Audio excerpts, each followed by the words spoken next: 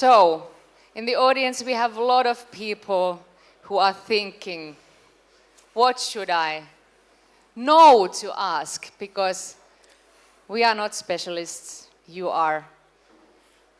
Please, who wants to start? And then let me just remind, there's James Kaplan on my right-hand side, Andrew in the middle, and then Jukka on the left. Don't be too polite. Who starts? I have a couple of thoughts. I would say one of the questions we almost get asked pervasively is how much to spend on cybersecurity. And many people will approach this by asking, what percentage of revenues, what percentage of IT spend?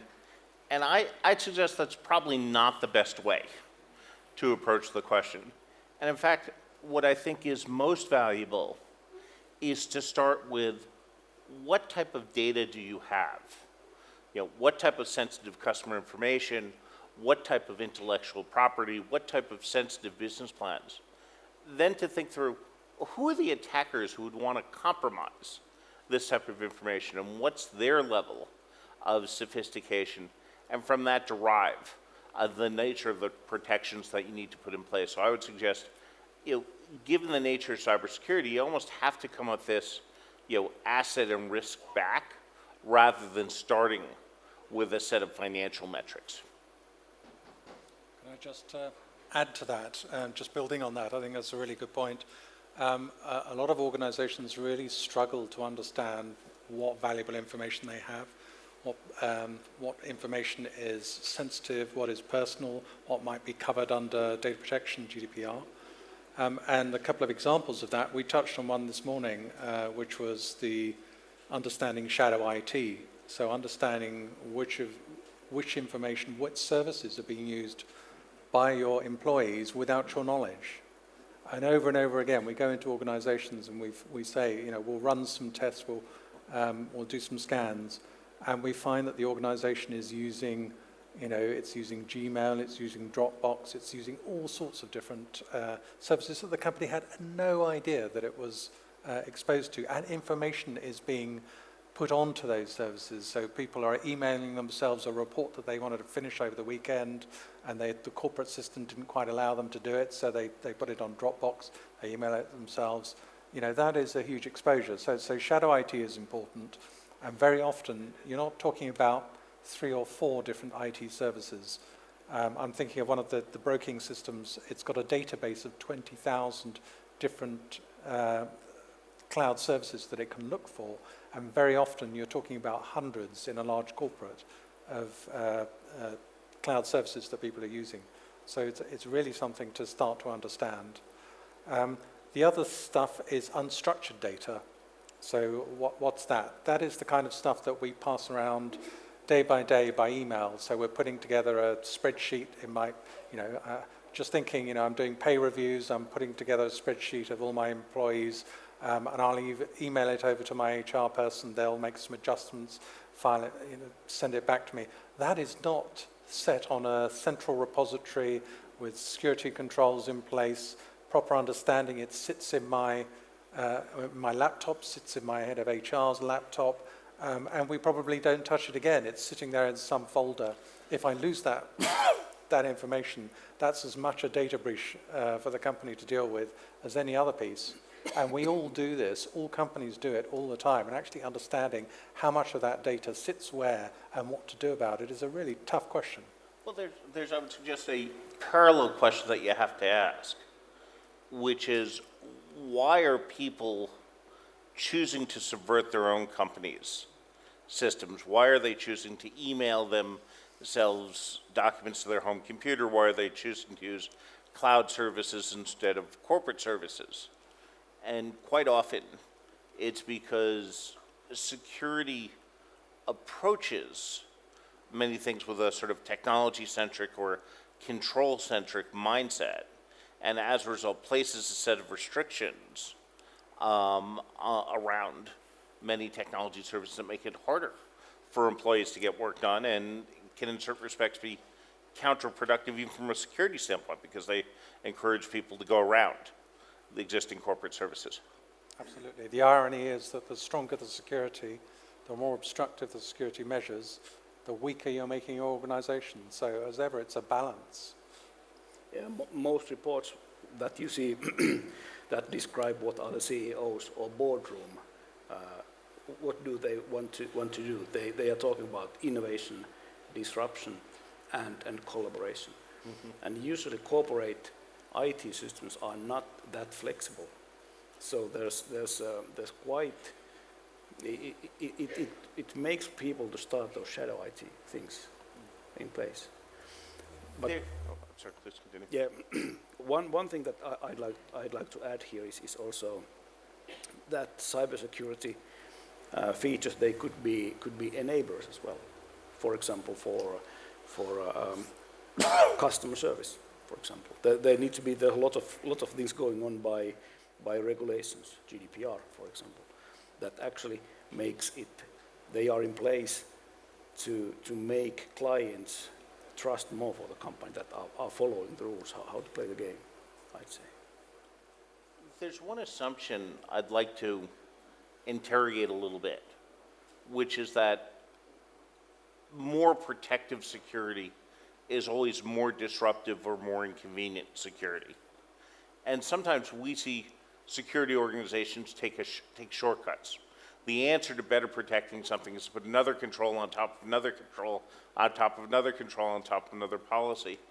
And instead, I think, I personally would argue that if you design security in from the beginning to a process or to a technology service, then you can get protection with a much lower degree of impact on productivity. And the example, I think the example used around unstructured data is a fantastic one, right? Because more and more of the sensitive information we all work with is in unstructured data.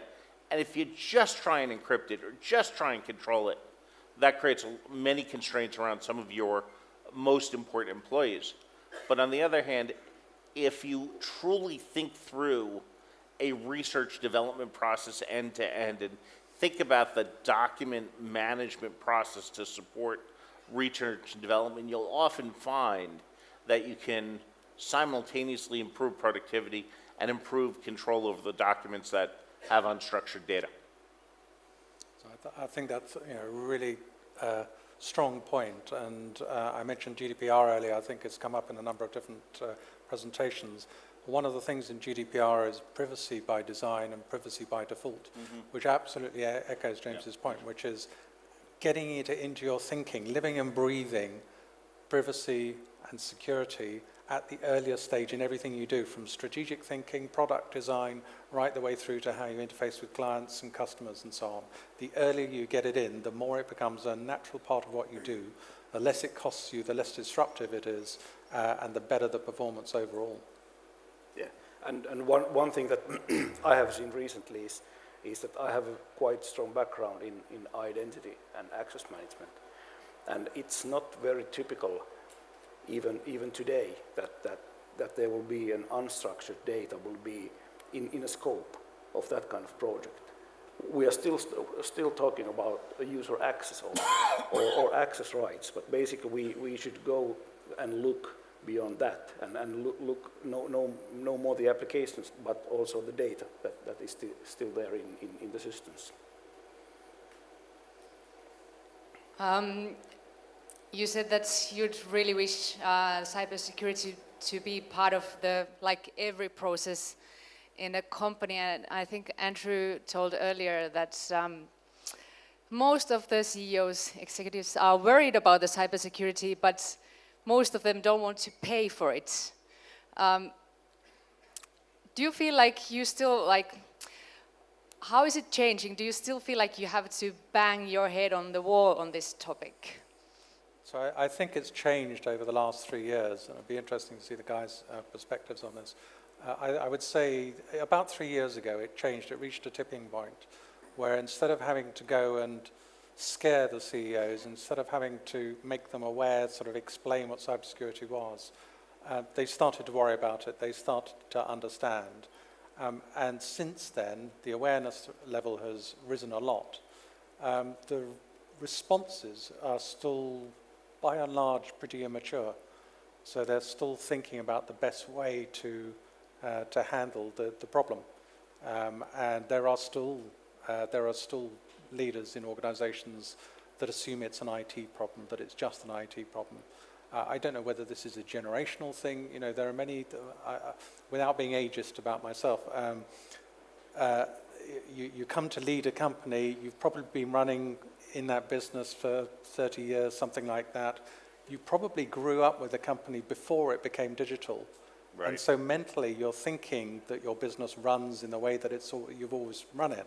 And actually their company has become digital underneath them, and they don't understand the dependency on IT and what its fragility, what its vulnerabilities are, and therefore don't necessarily think about the issues of cybersecurity correctly. And that's a big leap in many people, so that you need to spend a lot of time educating and getting them to understand how to challenge, because one of the things that CEOs will do for their organization is challenge their employees. You know, they won't just say, give me a briefing. They'll want to know, is it accurate? Are we doing the right things? Can I trust the information I'm getting? So getting them to ask those challenging questions without going technical. It's not about the technology. It's about actually understanding whether the organization's response is right. I think there's two things we need to tease apart here. One is around level of resources, which in some ways is easier, from level of management support and attention, which is in many respects much harder. I think we have turned a corner in many sectors, but not all, about level of resources. And banking's been spending a lot of money for a while.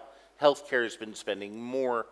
And there's some CISOs even who'll say the constraining factor on what they spend is not budgetary, but organizational absorption. The organization would allow them to spend more money, but they can only hire people so quickly, they can only assimilate new capabilities so quickly.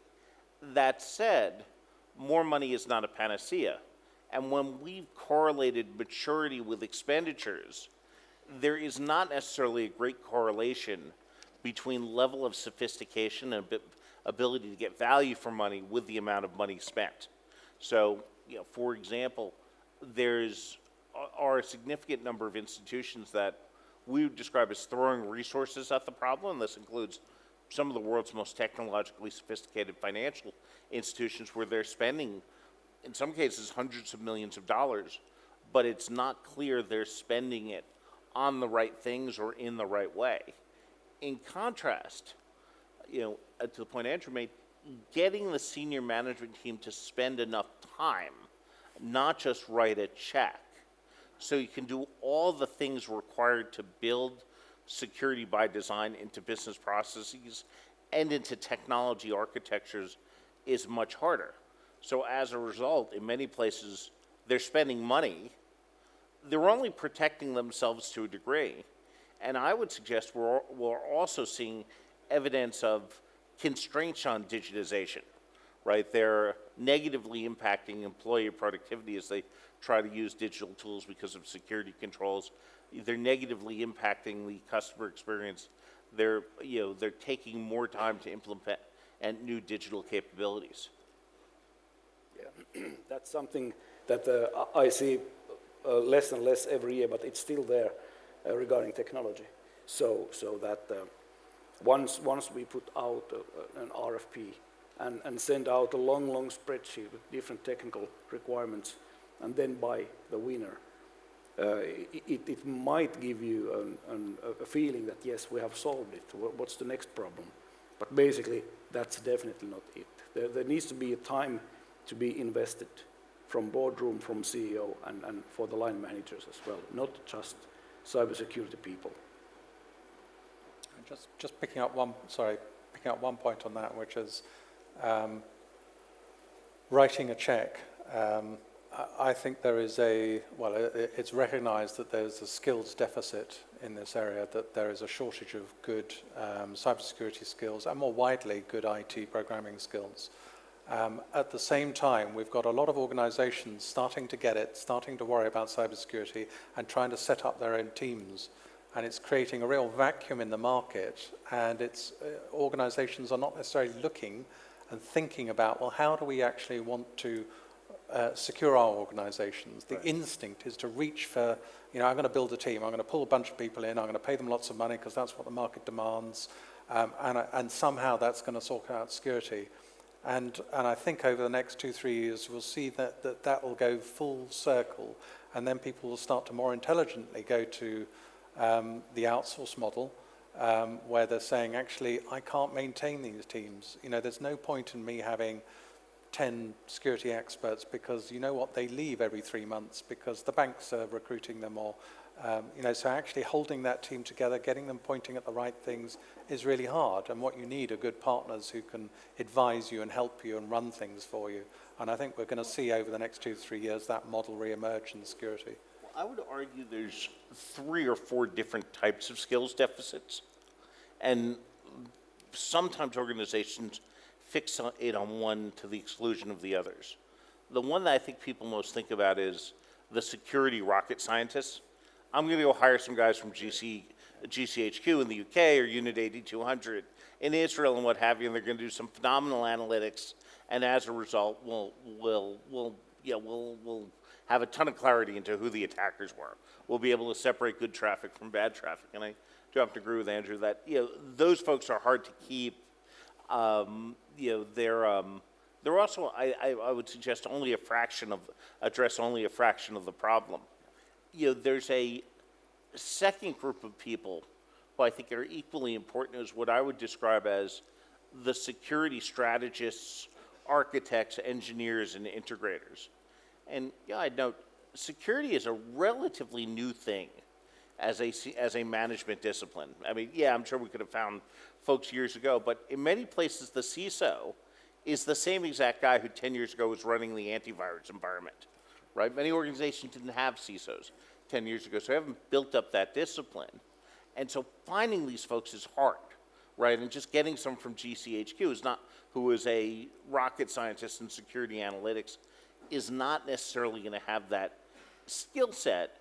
And what's more, and while I agree there's much you can outsource, there's important issues around risk management, integration, engineering, that architecture that you have to retain internally. And finally, perhaps the most challenging skills deficit of all is the one around the broader technology community. Most developers never learned about secure code. Most infrastructure operators never learned about managing a secure environment. And again, hiring 10 guys from GCHQ is not going to solve that problem. There's a phenomenal issue around the hundreds or thousands of developers your organization may have, and reskilling them and retooling them to be able to write secure applications. Can we quickly dig a little deeper into this question about, CEOs, executives, they easily think that cybersecurity is something like they have to put money into and to prevent something evil. So what is your idea about how can this cybersecurity actually create value for the shareholders? So I have a go at that. A conversation that I try to have is look at the things that you want your organization to be. You want it to, say you want to, if you look at the things that mark out what a great organization is. So number one, say, might be attract good talent. So how do I attract the best talent from the best universities, the best schools, the young, bright things that are going to transform my business?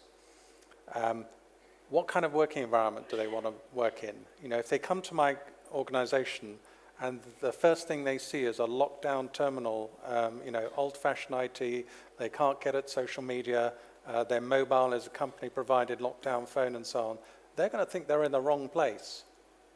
That is not how you encourage creativity, interaction, collaboration. In order to facilitate that kind of, the current generation thinking, collaboration and so on, you really need to get the security right so that you can offer those kind of environments. And then you broaden that picture, so it's not just about talent, it's how I access my customers, it's how I control my supply base, how I have agile supply chains, And all of those are the things you want to be. Those are the things that you want your organization to be. And guess what? When you unpick it, security is a fundamental enabler. So it's really about positioning the argument for security on those terms instead of the scareware that has been traditionally our way. I would argue it's an enabler in two ways. First of which, and this is the title of my talk later on today, is cybersecurity is increasingly a commercial issue. It impacts your relationships with consumers and types of the experiences you can create. And increasingly in business-to-business markets, enterprise customers are demanding a certain level of security. And that's an increasingly important factor in RFPs and commercial negotiations, in a way that I think is shaping value chains. However, there's an equally important way that cybersecurity drives value in the form of support for innovation.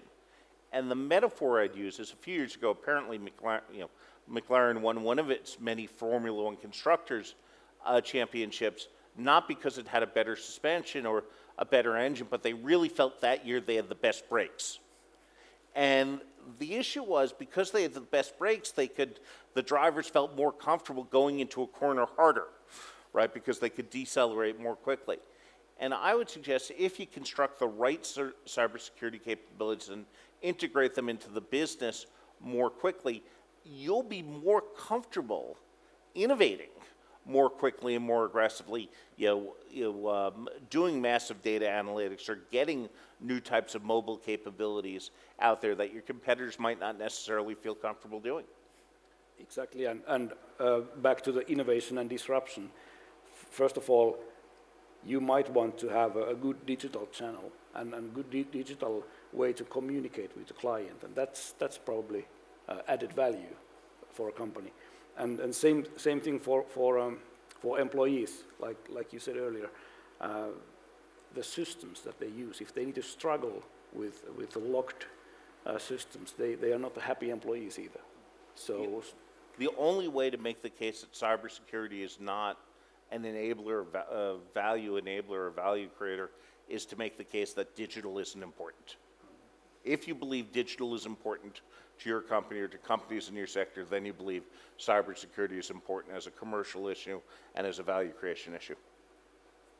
And I think increasingly it's going to become a differentiator both at business level and at consumer level. I think we're just starting to see it. I think historically it hasn't been. It's always been surprising that companies can suffer massive data breaches and a few months after that the customers are still there, still working with them. I think that's starting to change. And I've certainly seen it. I made that point earlier about business to business, where companies are being ruled out of competitive positions because they've suffered a breach in the last 12 months, 18 months, something like that. And I think that will increase and become really hard, I think, to James's point. So I think that's something that we need to get ahead of because we'll suddenly find ourselves ruled out of big pieces of business just because of some apparently minor upset. And I think business-to-business markets are leading business-to-consumer markets. There's a degree to which consumers may still be cheap and cheerful in certain markets on cybersecurity, but I think that has already come to pass, or the concerns about cybersecurity has already come to pass, certainly in business-to-business markets. Well, there are some other questions on this matter. I'll just read them out loud because you can't see them. How do I optimize my supply chain? How do I make better and faster business decisions? How can I enhance my business model to be more competitive? Do you have any of these you want to grasp? The business decision is quite often it's translated to data and analytics. You might want to use some sensors providing data of current circumstances, and then you have possibility to make decision based on that, and of course that has to be secured in a way. So the sensors are not feeding you with the wrong information, because that would take the bottom out of your decisions. That's the easy way to do it. If I were to speak to this issue of the value chain or the supply chain for just a moment, I think it has disproportionate impact on the role of the Chief Information Security Officer and his or her organization, which is, say, traditionally, the CISO has been thought of as an internally facing role as part of IT.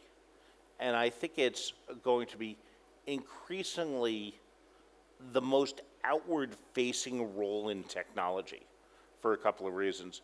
We've talked a little bit about how concerned customers are in B2B markets around cybersecurity, and you see tremendous demands about how do you do this? How do you protect that? Are you compliant with this standard? I think equally so, CISOs need to be looking outward with suppliers and other business partners, not just or even not primarily in the form of issuing surveys or issuing sort of audits that people, but sort of creating operational level integration so in the event of a breach you can coordinate more quickly with the supplier. And then again we conduct war games and to test the capability with the breach, and it turns out that some supplier is part of the part of the vulnerability, and there's no interaction or connectivity or even the ability to contact the CISO at a company's supplier. So I think there'll be a lot more required in terms of the ability of CISOs to interact with other cybersecurity professionals, not only at customers, but at suppliers in the event an incident or a breach happens. There's an interesting theme, just picking out one of the, we haven't talked about cyber insurance. So this is a new market for the insurance industry, and by all accounts, new insurance products don't come along very often. So this is a great new thing for insurance companies. It's having a number of effects. One is that standard corporate insurance, personal indemnity, things like that, are starting to grow in their exclusions that relate to cyber events.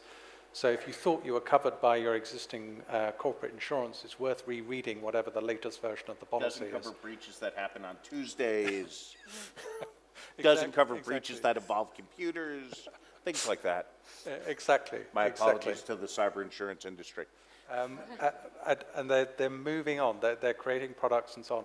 But one of the things I'm hoping that as the maturity, at the moment it's a bit of a Wild West out there. The insurance companies that are out there driving the market, they're just trying to capture customers and are writing big risks. In my view, they're not necessarily doing proper assessment of the risk they're taking on. But that's an issue for the insurance company. Over time, one hopes that actually they start to demand certain things of you as a corporate organization, standards, evidence that you've put in place the right processes, technology, people, and then we can use that on a business-to-business basis by have you got cyber insurance from a reputable insurer, and that will become the sort of the mark that you look for to just say if you can get insurance, you must be reasonably okay. It's funny. I have a partially similar and slightly different view, which is I would agree with you on the incredibly nascent underwriting capabilities of the cyber insurers. I mean, almost, and there's some insurance CISOs I talk to who can't believe the absence of sophistication of that they have in underwriting cybersecurity insurance. However, I've seen many companies sort of handle that via relatively low limits, broad exclusions, narrow coverage. So, I'm sure there's some differences, but there's, not that they're taking big risks, but they're trying to be more cute and clever in the definition of coverage as a way to, address the fact that they don't have the underwriting sophistication. All right. Thank you, gentlemen. I have to stop you. It was really interesting, and it was getting even more interesting. But unfortunately, we have to give some space for the other speeches. And maybe this, you were talking about the insurance business, what comes with this. And I'd really like to hear more about that, and if there are some cases. But I'm sure there are plenty to come, but we shall see. Thank you. I didn't find any questions from the social media. Is there someone who wants to raise hand and ask something from this gentlemen about this topic? If not, then I'll thank you warmly. And James will meet you later on the stage. I look Thank forward you. to it.